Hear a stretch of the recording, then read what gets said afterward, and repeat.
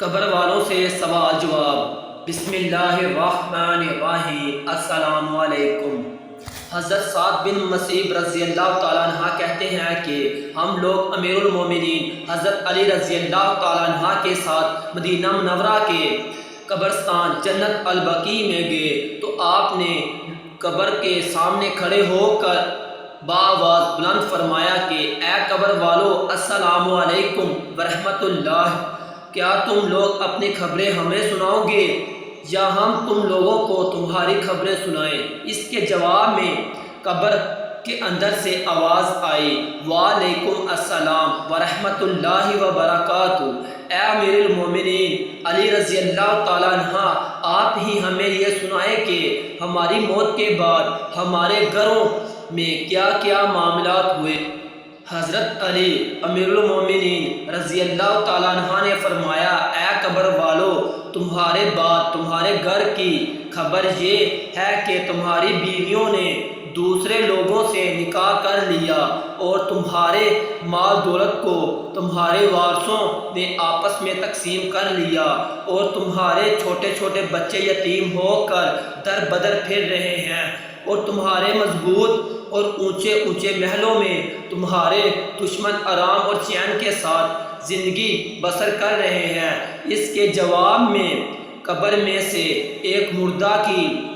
یہ دردناک آواز آئی کہ اے امیر المومنین علی رضی اللہ تعالیٰ عنہ، ہماری خبر یہ ہے کہ ہمارے کفن پرانے ہو کر پھٹ چکے ہیں، جو کچھ ہم نے دنیا میں خرچ کیا تھا اس کو ہم نے یہاں پا لیا ہے، اور جو کچھ ہم دنیا میں چھوڑ آئے تھے اس میں ہمیں گھاٹا ہی گھاٹا اٹھانا پڑا ہے۔ اس روایت سے معلوم ہوا کہ اللہ تبارک تعالیٰ اپنے محبوب بندوں کو یہ طاقت قدرت عطا فرماتا ہے کہ قبر والے ان کے سوال کا بآواز بلند اس طرح جواب دیتے ہیں کہ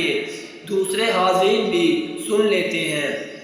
یہ قدرت طاقت عام انسانوں کو حاصل نہیں ہے۔ لوگ اپنی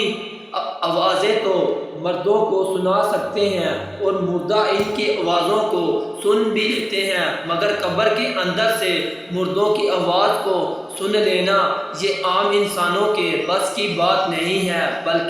بلکہ یہ خاصاں خدا کا خاص حصہ اور خاصہ ہے جس کو ان کی کرامت کے سوا کچھ بھی نہیں کہا جا سکتا۔ اور اس روایت سے یہ بھی پتہ چلا کہ قبر والوں کا یہ اقبالی بیان ہے کہ مرنے والے دنیا میں جو مال دولت چھوڑ کر مر جاتے ہیں اس میں مرنے والوں کے لیے سراسر گھاٹا ہی گھاٹا ہے، اور جس مال دولت کو وہ مرنے سے پہلے خدا عز و جل کی راہ میں خرچ کرتے ہیں وہی ان کے کام آنے والا ہے۔ فالج ذات اچھا ہو گیا۔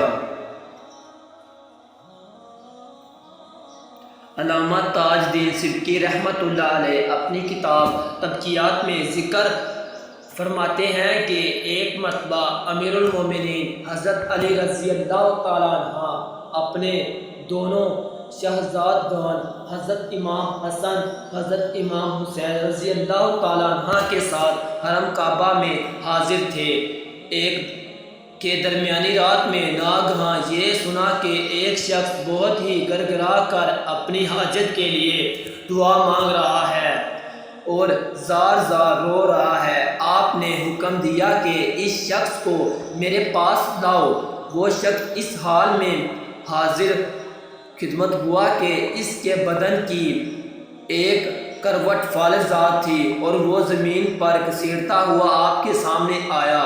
آپ نے اس کا قصہ دریافت فرمایا تو اس نے عرض کیا کہ اے امیر المومنین حضرت علی رضی اللہ تعالیٰ عنہ، میں بہت ہی بے باکی کے ساتھ قسم قسم کے گناہوں میں دن رات منحص رہتا تھا، اور میرا باپ جو بہت ہی صالح اور پابند شریعت مسلمان تھا بار بار مجھ کو ٹوکتا اور گناہوں سے منع کرتا رہتا تھا۔ میں نے ایک دن اپنے باپ کی نصیحت سے ناراض ہو کر ان کو مار دیا، اور میری مار کھا کر میرا باپ رنج و غم میں ڈوبا ہوا حرم کعبہ آیا اور میرے لیے بد دعا کرنے لگا۔ ابھی اس کی دعا ختم بھی نہیں ہوئی تھی کہ بالکل ہی اچانک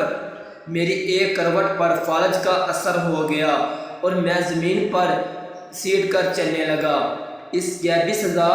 سے مجھے بڑی عبرت حاصل ہوئی اور میں نے رو کر اپنے باپ سے اپنے جرم کی معافی طلب کی، اور میرے باپ نے اپنی شفقت پدری سے مجبور ہو کر مجھ پر رحم کھایا اور مجھے معاف کر دیا اور کہا کہ بیٹا چل، جہاں میں نے تیرے لیے بد دعا کی تھی اسی جگہ اب میں تیرے لیے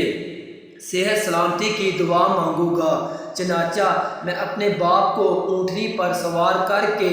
مکہ معظمہ لا رہا تھا کہ رستے میں بالکل ناگہاں اونٹنی ایک مقام پر بتک کر بھاگنے لگی